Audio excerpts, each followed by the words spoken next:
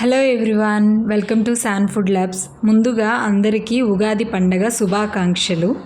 ఉగాది పండగ అంటే మనకి గుర్తొచ్చేది ఉగాది పచ్చడి. 6 రుచులతో చేసుకునే ఈ ఉగాది పచ్చడి మన సాంప్రదాయానికి, మన ఆరోగ్యానికి, మన యొక్క జీవితానికి అన్నిటికీ ముడిపడి ఉంటుంది.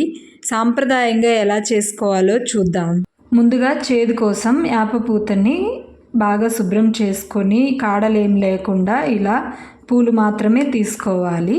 వగరు కోసం లేత మామిడి పిందెని తీసుకొని ఇలా చిన్న చిన్న ముక్కలుగా కట్ చేసుకోవాలి. తీపి కోసం బెల్లాన్ని ఒక 3 టేబుల్ స్పూన్ తీసుకున్నాను. కారం కోసం మిరియాల పొడి ఒక 1/2 టేబుల్ స్పూన్ తీసుకున్నాను. ఉప్పు కోసం కల్లుప్పు తీసుకున్నాను.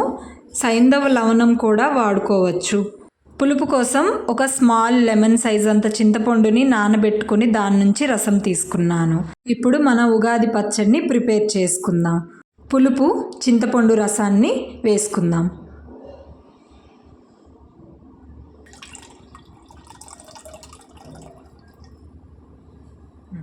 వగరు కోసం మామిడికాయ ముక్కలు,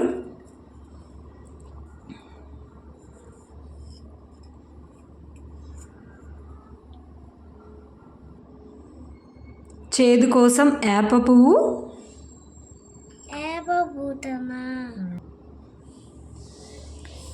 సాల్ట్ కోసం కల్లుప్పు, కారం కోసం మిరియాల పొడి, తీపి కోసం బెల్లం.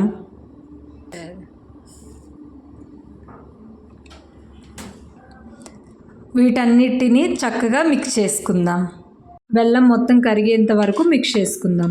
లేదంటే ముందుగానే బెల్లాన్ని నానబెట్టుకొని ఆ వాటర్ అయినా పోసుకోవచ్చు. అన్నిటినీ ఇలా చక్కగా మిక్స్ చేసుకుందాం. మన ఉగాది పచ్చడి రెడీగా ఉంది. మీరు దేవుడికి నైవేద్యంగా పెట్టి మీరు మీ కుటుంబ సభ్యులు, మీ స్నేహితులు అందరితోటి షేర్ చేసుకోండి. మన కల్చర్, మన సాంప్రదాయంలోనే మన విలువలు, మన ఆరోగ్యం, మన జీవన విధానం అన్నీ మిక్స్ అయి ఉన్నాయి.